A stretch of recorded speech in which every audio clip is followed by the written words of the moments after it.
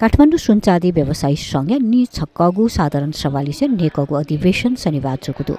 साधारण सभा उले जाइया से युवा तथा खेलकुद मन्त्री विराज भक्त श्रेष्ठ लु वया व्यवसाय लिच्छवीकालीन इतिहास जुगु जो साना आवया युवा पुस्ता आकर्षण पाज्या वंगु छगु चिन्ताय विषय जुगु थादिला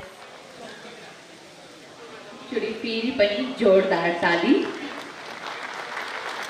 को लागि आवश्यक नियमावलीहरू समेटेर हामी त्यो मैले हाम्रो पनि एउटा वंश विस्तार भन्ने किताब छ के सो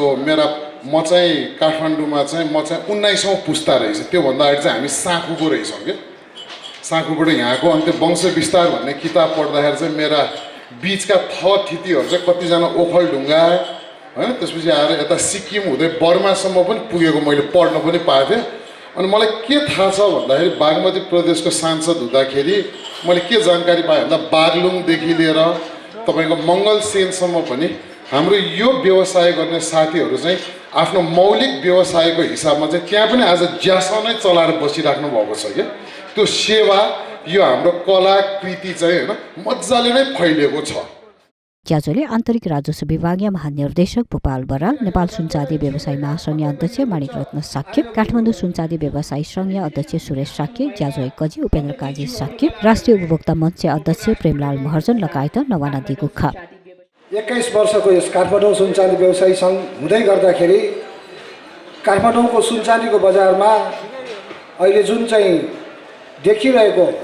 अब यो काठमाडौँमा मात्र नभएर देशव्यापी रूपमा जुन यो सुनचाँदीको बजार भन्न साथै तस्करी र अपराधसँग जोडिने जुन यो श्रृङ्खला चलिरहेको सन्दर्भमा तपाईँ हामी व्यवसायी सबैको ध्यानाकर्षण हुनु चाहिँ एकदमै चाहिँ आजको कुरा चाहिँ एकदमै जल्दोबल्दो इस्युको रूपमा चाहिँ रहेको छ र यस इस्युमा अस्ति भर्खरै चाहिँ यो उच्च स्तरीय तस्करी रोक्नको लागि छानबिन समिति आयोग चाहिँ उच्च आयोग चाहिँ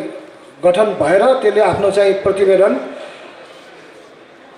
माननीय गृहमन्त्रीज्यू मार्फतबाट सम्माननीय प्रधानमन्त्रीज्यूमा प्रस्तुत गर्नुभएको जानकारी भर्खरै चाहिँ अघि हाम्रो प्रमुख अतिथिज्यूले दिएर जानुभयो।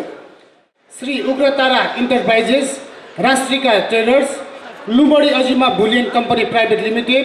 Swarnima bullion, Aarti gold house, Bhairav gold house, Shubh Vivah jewellery collection, Apsara ornament, Shubh Kaji Shakya and brothers, home furniture private limited, Bhadra suppliers, FT motors Nepal, Sojo packing industries private limited र 10 ट्रेडिङ प्राइभेट लिमिटेडका हाम्रा प्रायोजकज्यूहरूलाई धन्यवाद दिन चाहन्छु। त्यसै गरी जियोल्यान्ड ट्राभल र फ्युचरिस्टिक टेक्नोलोजी प्राइभेट लिमिटेडलाई पनि धन्यवाद दिन चाहन्छु। यो व्यवसायलाई नियमनको दायरामा ल्याउनु पर्यो। तपाईँ हामीले धेरै अब प्रयत्न गर्नुपर्छ भनेर हामीले भन्यौँ। अस्ति पनि हामी सबै मिलेर राष्ट्रिय उपभोक्ता मञ्च समेत मिलेर महासङ्घ समेत मिलेर हामीले चाहिँ नेपाल सरकारलाई चाहिँ गुहार्यौँ। वाणिज्य विभागमा हामी गयौँ, संयुक्त रूपमा कुरा पनि भयो। वाणिज्य विभागका महानिर्देशक पनि हो यो चाहिन्छ भनेर भन्नुभयो। सबैले चाहिन्छ भन्ने तर नियमनको काम चाहिँ कतैबाट पनि नहुने, जसको कारणले आज पनि यो व्यवसाय तस्करहरूको व्यवसाय हो कि भनेर पनि शङ्का गर्ने बेला भइसक्यो। काठमाडौँ सुनचाँदी व्यवसायी संघ नेकगु अधिवेशन रोहिना देवी साक्य नेतृत्व नुज्यासन पुचन ल्यागुखा र यहाँको राम्रो भविष्यका लागि यो ग्रहण गरिदिनुको लागि अनुरोध छ र धेरै धेरै बधाई छ यहाँलाई।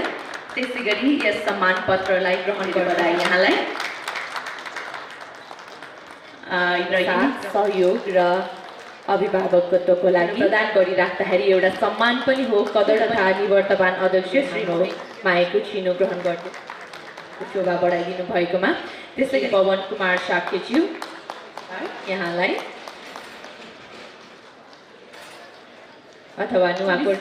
सुनचाँदी व्यवसायी सङ्घका अध्यक्षज्यू रत्न साक्यज्यू, त्यसै गरी श्री